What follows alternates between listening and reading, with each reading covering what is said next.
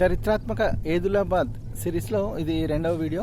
ఇప్పుడు మనం ఏదులాబాద్లోని తిరుమలాయ బండకు వచ్చాము. ఇక్కడ దాదాపుగా 12 భైరవగుట్ట, తిరుమలాయ గుట్ట, మల్లన్నగుట్ట ఇలా దాదాపుగా 12 గుట్టల వరకు ఉన్నాయి. దాదాపు చిన్న చితక అన్ని గుట్టలపైన మూసి ఒడ్డున ఉన్న ఈ ఏదులాబాద్ గ్రామంలోని 12 గుట్టల మీద ఆదిమానవుల అవశేషాలు అయితే ఉన్నాయి. స్పెషల్గా మనం లాస్ట్ వీడియోలో చూసిన భైరవగుట్టలో మనకు మన దేశంలోనే ఎక్కడా లేని చండభైరవుడు మరియు రాష్ట్రకూటుల నాటి శాసనం, కళ్యాణి చాళుక్యుల నాటి ఆంజనేయుడు శాసనం కనిపించింది. 8000 సంవత్సరాల నాటి దేశంలోనే అత్యంత అరుదైన పెట్రోగ్లైఫ్ కూడా అక్కడ మనం చూసాం. ఇప్పుడు మనం ఈ గుట్టపైన కాకతీయుల నాటి సిరిచాప శాసనంగా చెప్పుకునే కాకతీయుల నాటి శాసనం ఇక్కడ చూడబోతున్నాము. మరియు వెంకటేశ్వరాలయం, పురాతన వెంకటేశ్వరాలయం ఉంది. ఈ ఆలయాన్ని మనం దర్శించుకుందాం రండి. ఇదే ఈ తిరుమలాయ బండ పైన కల్లాల బండ అని చెప్పుకుంటున్నాం కదా. ఇక్కడ స్థానికులు వడ్లు అవి ఎండబోస్తారు. మనకు అంటే మాయిశ్చర్ కంటెంట్ త్వరగా కింది నుంచి పైనుంచి వేడి వచ్చేసరికి మాయిశ్చర్ కంటెంట్ తొందరగా పోయి వాళ్ళకి త్వరగా పని అవుతుందని ఇక్కడ ఆరబెట్టుకుంటున్నట్టుంది. ఇప్పుడు ప్రస్తుతానికి ఇది స్థానికులు అయితే కల్లాల బండగా పిలుచుకుంటున్నారు.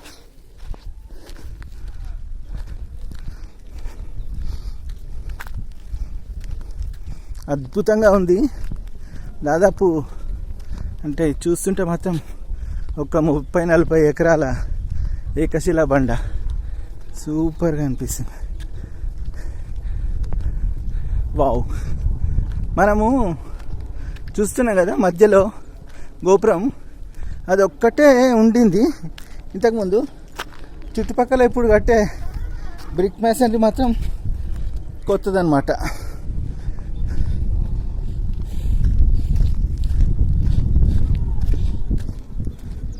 ఇవి వీన్స్ అంటారు, కార్డ్ స్టోన్స్ మధ్యలో వచ్చేసి వీన్స్గా ఏర్పడతాయి. లేయర్కి మధ్యలో వచ్చేసి ఇది ఉంది కదా తెల్ల, అది వీన్స్ అంటారు.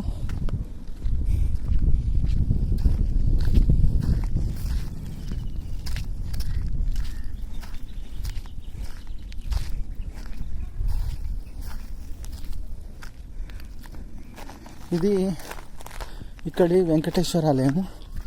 ఇక్కడ చెప్పులు వదిలేసిపోదాం లోపలికైతే. ఇది ఫస్ట్ చాలా చిన్నగా ఉండేది, చాలా పెద్దగా అయితే కట్టింది ఇప్పుడు.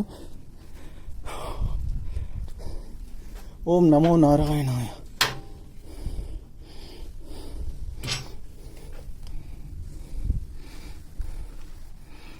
మనకి ఇక్కడ కనిపిస్తుంది లక్ష్మీనారాయణ స్వామి.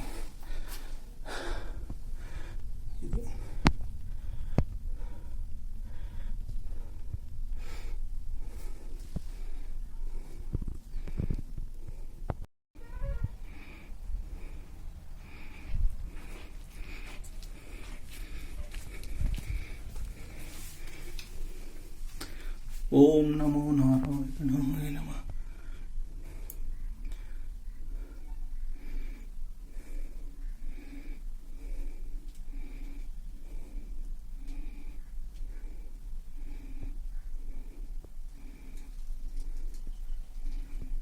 ఇక్కడ ఇరుపక్కల వింజామరలు వీస్తున్న పరిచారికలు అటు ఇటు ఉన్నారు. మనకు వింజామరలు వీస్తూ వామాంకంపై లక్ష్మీ అమ్మవారిని కూర్చోబెట్టుకున్న స్వామి అయితే మనకి ఇక్కడ దర్శనమిస్తున్నారు. నేను లక్ష్మీనారాయణుడిగా నేనైతే భావిస్తున్నాను. అతి అద్భుతమైన శిల్పం. పైన 5 పడగల సర్పం ఉంది కాబట్టి మరి ఇది ఏ స్వామి అయి ఉంటారు మేము గుర్తుపట్టలేకపోతున్నాం. మళ్ళీ ఇక్కడ పైన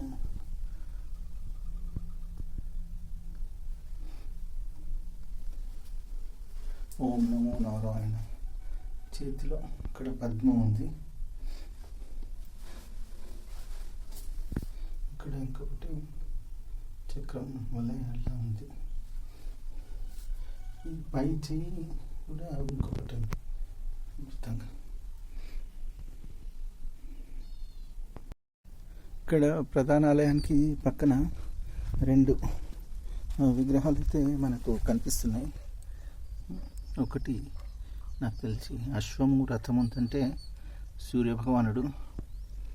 ఇక్కడ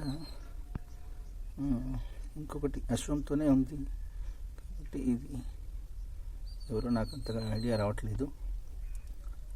ఇవి నూతనంగా నిర్మించిన శిల్పాలని నేను అనుకుంటున్నాను. నూతనంగా ప్రతిష్ఠించిన శిల్పాలు అయి ఉండవచ్చు. ఇందాక మనం చూసాం కదా వెంకటేశ్వరాలయము. ఈ వెంకటేశ్వరాలయానికి కొంచెం ముందుగా ఒక క్రమ పద్ధతిలో పేర్చిన పెద్ద పెద్ద బండరాళ్ళు దాదాపు ఇంకా అలా లోపల వరకు ఉంది. అలా పెద్ద పెద్ద బండరాళ్ళు చాలా పాతవి ఉన్నాయి. బహుశా ఇక్కడంటే రిటైనింగ్ వల్ల కట్టి ఏదైనా అంటే ఇక్కడ ఏదైనా నిర్మాణం జరిగి ఉండవచ్చు. ఇలా అని ఇక్కడ ఇలా ఇక్కడ కనిపిస్తుంది కదా, ఇక్కడ ఇలా జరిగి ఉండవచ్చు. ఇది నిర్మాణం లాంటిది ఇక్కడ వరకు అయితే కనిపిస్తుంది. ఇట్లా అని ఇట్లా మీకు కూడా ఒక రఫ్ ఐడియా వచ్చి ఉంటుంది అనుకుంటాను ఈ వీడియో ద్వారా.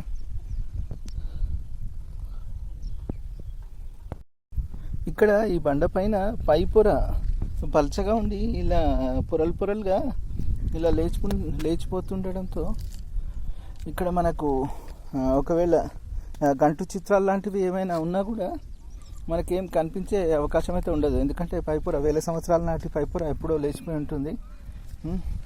గ్రూవ్స్ లాంటివి కూడా సాధారణంగా కనిపించవు.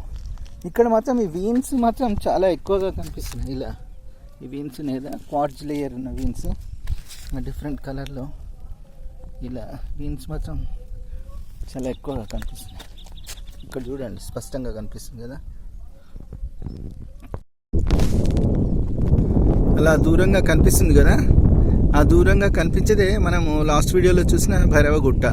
భైరవగుట్టకి ఇది మనకు ఇంకొక వైపు ఉంటుంది. ఇది ఊర చెరువు. ఇది కనిపించేది ఊర చెరువు. ఊర చెరువుకి ఆ వైపు ఇది, ఈ వైపు ఇది కనిపిస్తుంది. మనం ఇందాక వెళ్ళిన వెంకటేశ్వర స్వామి గుడి ఇది. వెంకటేశ్వర స్వామి గుడి కింద ఇటువైపు ఇంకొకటి చిన్న దేవాలయం ఉందంట. అదేంటో ఈ వైపు ఇక్కడ కనిపిస్తుంది కదా, ఇక్కడ ఉంది. ఇక్కడ మనం ఇక్కడ చూసేద్దాం రండి. ఇది మనం ఇందాక చూసిన వెంకటేశ్వర స్వామి గుడి అనుకున్నాం కదా. ఇది ఇప్పుడు మనం వెళ్ళబోయే గుట్ట కింది వైపు భాగం. ఇప్పుడు మనం వెళ్ళబోయే గుడి. అయితే ఈ గుడికి మధ్యలో ఇక్కడ మనం చూస్తున్నాం కదా, ఇక్కడ పర్ఫెక్ట్ రెక్టాంగిల్ షేప్లో చెక్కబడి ఉంది కదా. ఇది మీకు ఇంకా దూరం నుంచి అయితే ఇంకా బాగా కనిపిస్తుంది. పర్ఫెక్ట్ రెక్టాంగిల్ షేప్లో చెక్కబడి, అంటే మనం ఇప్పుడు చేపలు ఉంటాయి కదా ఇంట్లో, ప్లాస్టిక్ చేపలు, ఈత చేపలు ఉంటాయి కదా, ఆ చేప అంతా వెడల్పుగా ఉంది కాబట్టి, పరుపు బండపై ఉంది కాబట్టి దీన్ని సిరిచాప శాసనం అంటారు. ఈ సిరిచాప శాసనాన్ని మనకు కాకతీయులు వేయించారు. ఈ శాసనపటం అయితే ఇప్పుడు నా దగ్గర అవైలబుల్లో లేదు. అప్పుడు మీకు అవైలబుల్లో వచ్చినప్పుడు మీకు అందజేస్తాను. I'm so sorry. ఇది మాత్రం అక్షరాలు చాలా అంటే చూచాయిగా కనిపిస్తున్నాయి. ఎందుకంటే ఇది ప్రొటెక్టెడ్ కాదు. దీనిపై నుంచి అందరూ నడుచుకుంటూ అది వెళ్తున్నారు కాబట్టి కొంచెం లీలా మాత్రంగా అక్షరాలు కనిపిస్తున్నాయి. ఇది సిరిచాప శాసనం.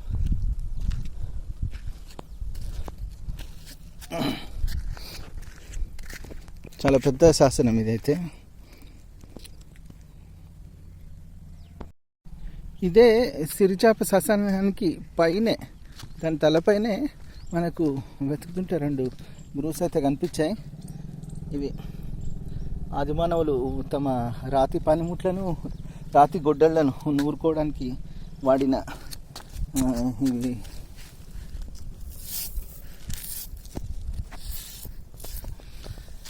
ఇక్కడ కనిపించాయి అన్నమాట. ఇక్కడే ఉన్నాయి, ఇక్కడ కూడా ఉన్నాయి మనకు. ఇక్కడే ఒక 3-4 అయితే కనిపించినాయి మనకు.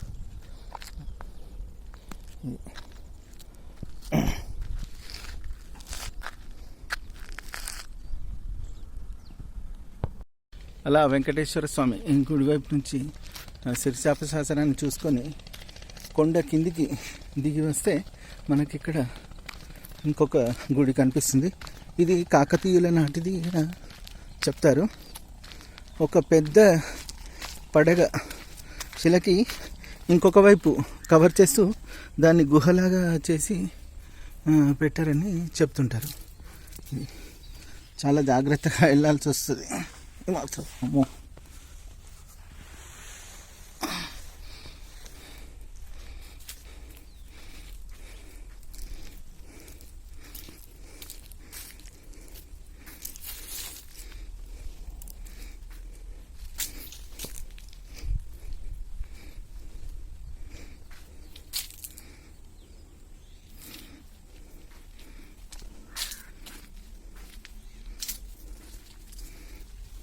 చాలా చీకటిగా ఉంది ఇక్కడైతే.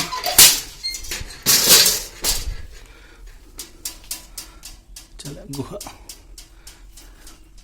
పెద్ద గుహ లోపల ఒకవైపు కవర్ చేస్తూ ఇది ఉంది. ఈ స్వామివారి ఉందన్నమాట.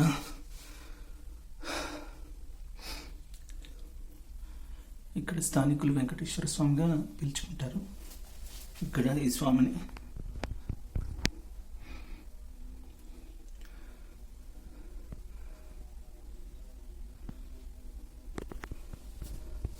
ఇక్కడ పక్కన కత్తి పట్టుకొని ఒక వీరుడు ఉన్నాడు. ఇక్కడేమో విల్లంబులతో ఇంకొక వీరుడు కనిపిస్తున్నాడు. పక్కన పూర్ణాలకృతుడైన అత్యద్భుతమైన శిల్పం ఇక్కడ మనకు కనిపిస్తుంది. చాలా మంచి శిల్పం.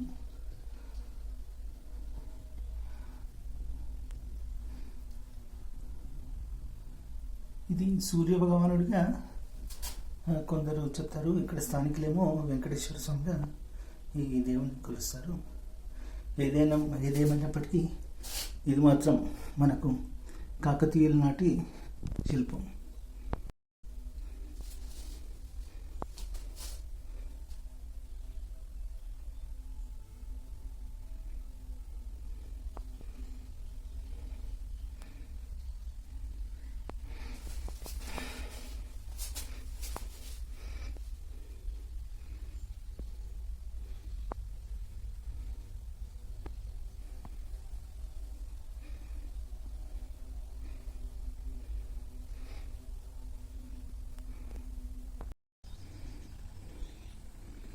ఇది మనకు ఎంట్రన్స్. అంటే పశువులు దూరకుండా సన్నగా ఇట్లా పెట్టిండ్రు. ఇది మన బండ. ఒక పెద్ద పడగ బండపై ఇంకొక వైపు కవర్ చేస్తూ, అంటే ఇటువైపు కూడా రాయి ఉంది కానీ మధ్యలో ఉన్న చిన్న సందు కవర్ చేస్తూ ఇక్కడ మనకు ఈ ఆలయాన్ని అయితే నిర్మించారు. ఇందాక మేము చూసాం. ఓం నమో నారాయణాయ నమః. మళ్ళీ ఒకసారి చూసుకొని సోమవారం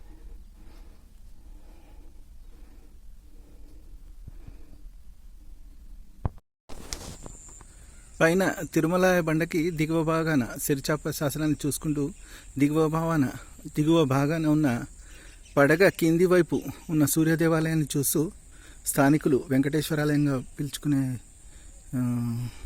సూర్య భగవాను దర్శించుకొని వస్తే దాని ఎదురుగానే మనకు ఇంకొకటి ఇలా జై శ్రీరామ్ అని రాసింది.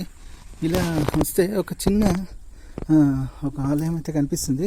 ఇక్కడ ఒక బండకి ఒక గుండుకి ఆంజనేయ స్వామి వారిని చెక్కైతే ఉంచారు. ఇది కూడా పురాతన శిల్పమే. ఇటువైపు కూడా మనకు ఏదో చెక్కి ఉంది, కాకపోతే అది మొత్తం చందనం పూసి ఏం కనపడట్లేదు. ముందు వైపు కూడా ఏదో చెక్కినట్లుగా ఉంది. మధ్యలో మాత్రమే మనకు ఆంజనేయ స్వామి వారు చెక్కినట్లుగా ఒక పెద్ద గుండుకి స్పష్టంగా కనిపిస్తుంది. ఇక్కడ నిత్య పూజలు జరుగుతున్నట్లయితే మనకు తెలియవస్తుంది. ఇక్కడ దీపాలు అయితే వెలిగించి ఉన్నాయి కదా. ఇది ఆంజనేయ స్వామి వారు ఒక గుండుకు చెక్కబడి ఆంజనేయ స్వామి వారు. ఇక్కడ గుడి వెనుక భాగాన్ని పరిశీలించినట్లయితే మనకు ఇక్కడ ఇదే గుండుకి ఆంజనేయ స్వామి వారు చెక్కి ఉన్నట్లు కనిపిస్తుంది. అంటే దాదాపు ఇది కూడా బహుశా కాకతీయులు లేదా అంతకంటే ముందు శిల్పమై ఉండవచ్చు మనకు.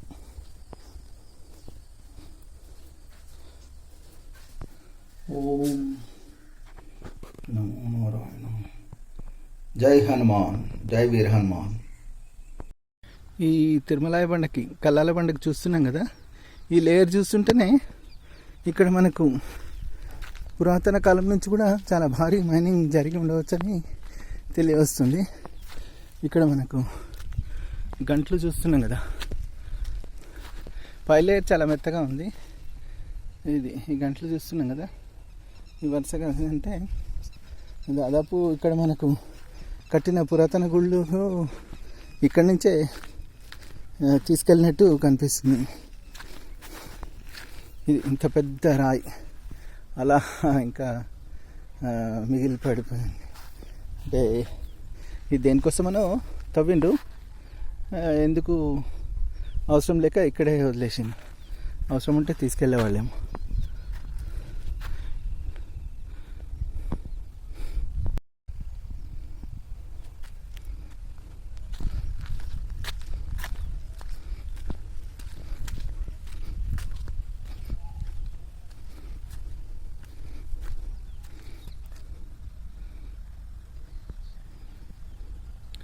దాదాపు 20-25 అడుగుల పొడవు ఉంది రాయి మాత్రం. 2 feet by 2 feet విడ్త్తోనుంది. ఇవండి ఘట్కేసర్ మండలంలోని ఏదులాబాద్ గ్రామంలో గల చారిత్రాత్మక తిరుమలాయ బండ విశేషాలు. తప్పకుండా ఈ వీడియోని లైక్ చేయండి. మీ విలువైన అభిప్రాయాన్ని మాకు కామెంట్స్ రూపంలో తెలియజేయండి. అందరికీ తెలిసేలా ఈ వీడియోని షేర్ చేయండి. మరిన్ని మంచి హిస్టారికల్ టెంపుల్స్ కోసం మా ఛానల్ని సబ్స్క్రైబ్ చేసుకోండి. Thanks for watching. పునర్దర్శన ప్రాప్తిరస్తు.